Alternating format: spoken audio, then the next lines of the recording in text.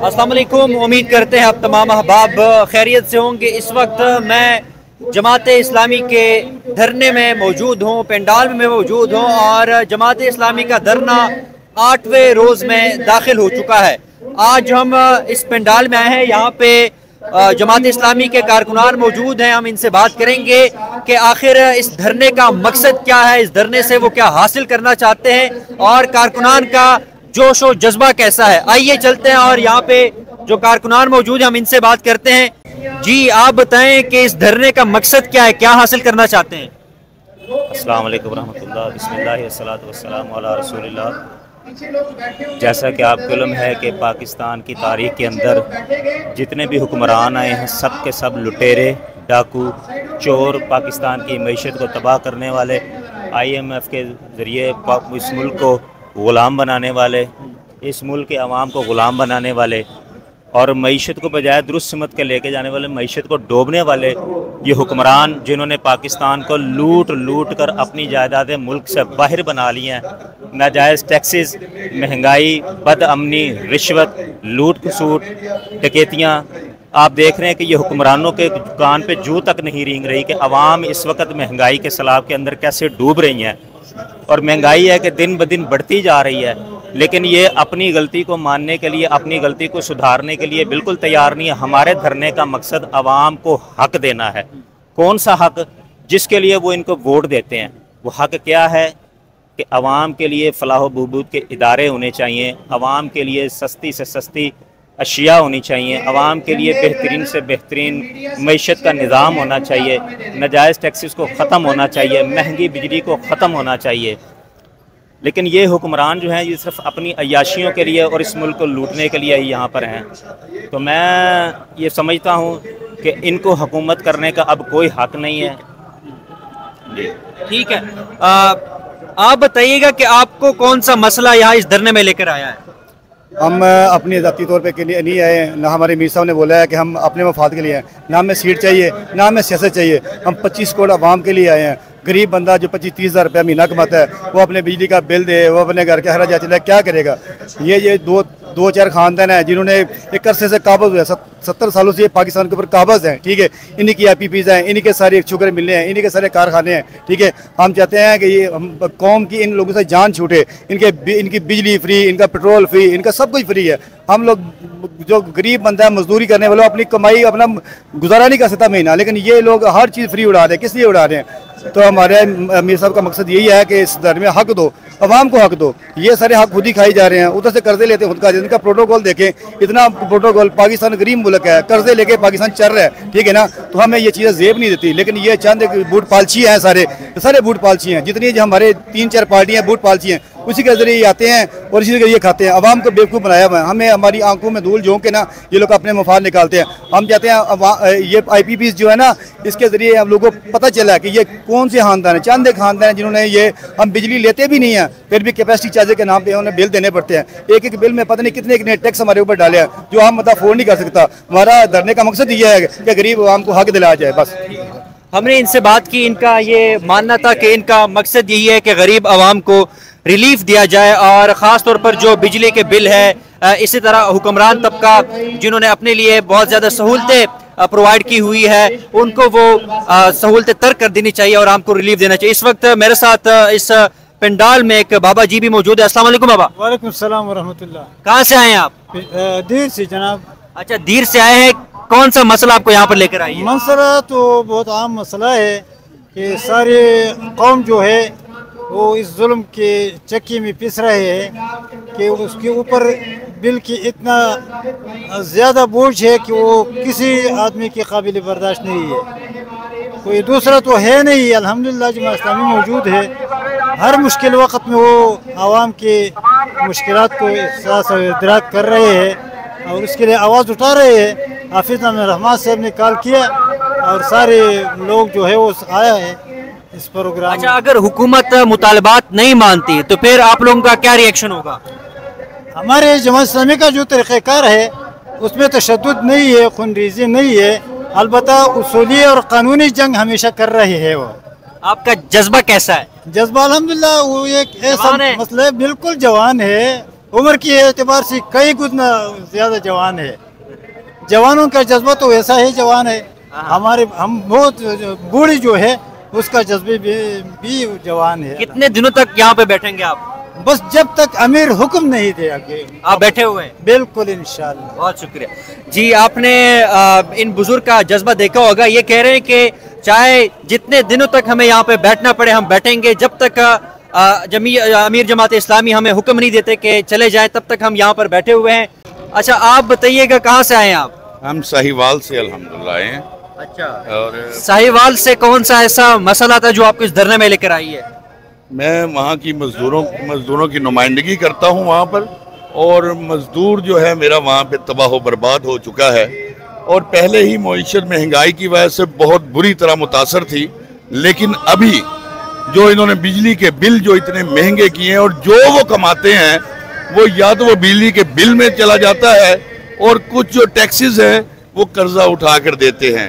ना मेरे मजदूर को कोई हेल्थ का कोई ना उसको फैसिलिटी हुकूमत की तरफ से मिल रही है, ना किसी किस्म का उसको कोई फेवर मिल रही है।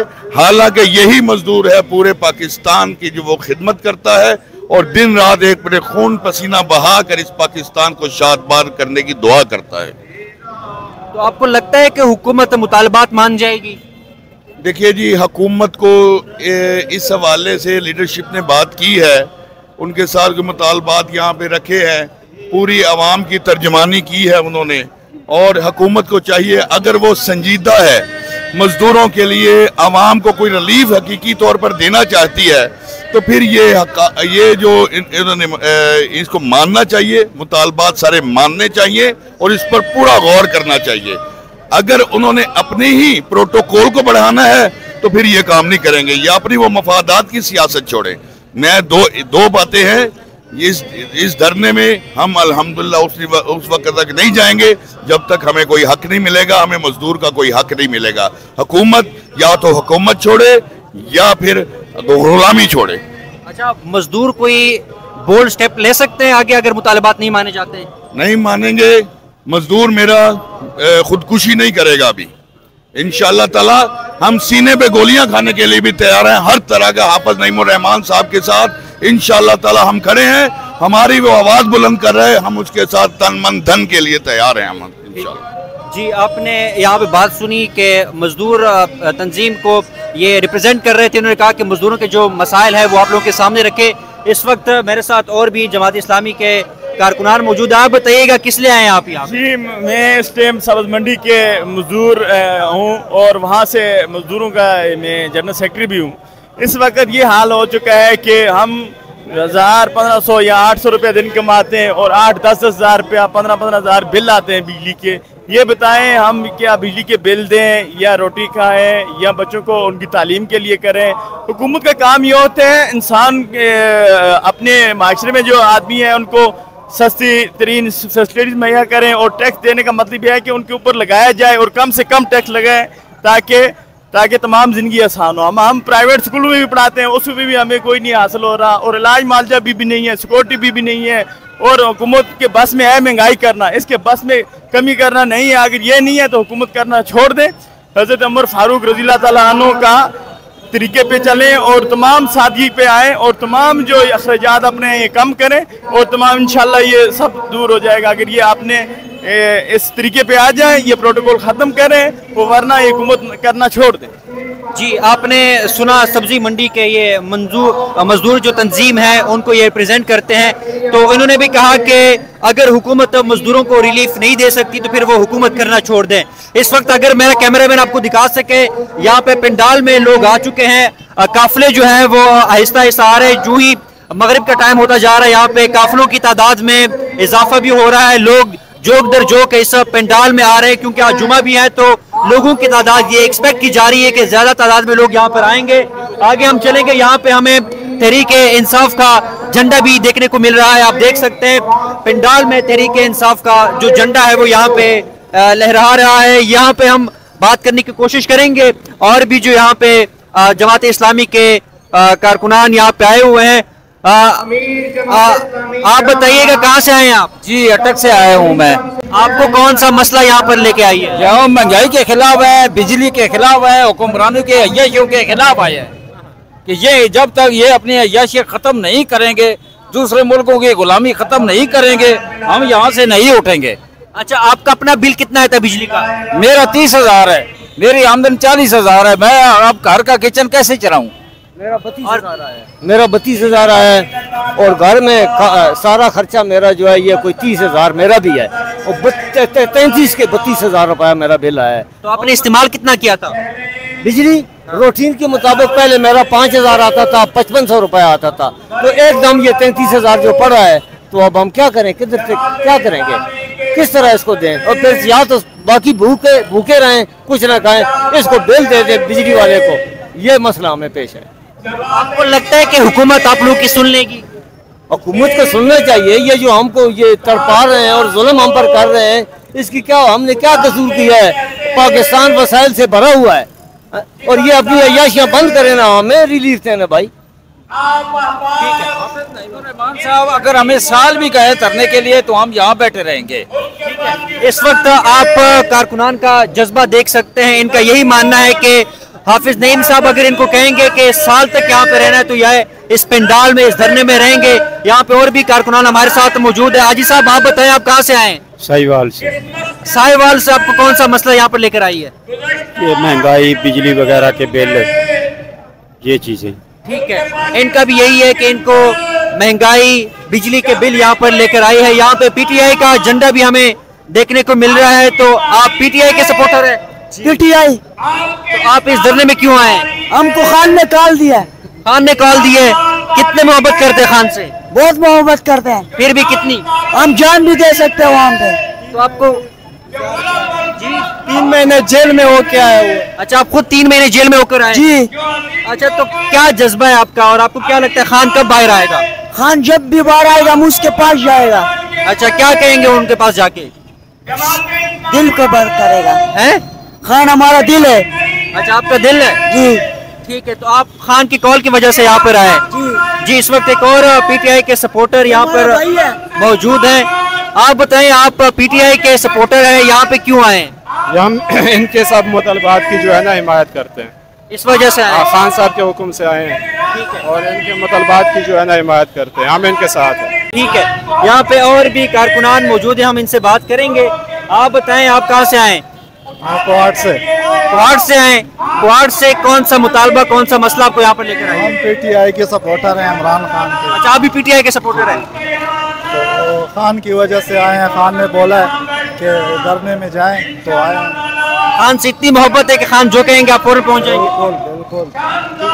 यहाँ पे आप देख सकते हैं कि पीटीआई के जो कारकुनान हैं वो यहाँ पर मौजूद हैं। इनका कहना है कि चूंकि खान ने कॉल दी थी, लिहाजा इसलिए वो इस पंडाल में, इस धरने में आए हैं। और इनका यह भी मानना है कि खान जो भी इनको कॉल देंगे तो वो हाजिर हो जाएंगे। आगे चलते हैं, हम और भी यहाँ पे जो जमात इस्लामी के दीगर पार्टियों के जो कारकुनान हैं, हम उनसे बात करेंगे कि आखिर वो इस धरने में क्यों शरीक है, उनके मुतालबात क्या है और हुकूमत से वो क्या चाहते हैं। आइए।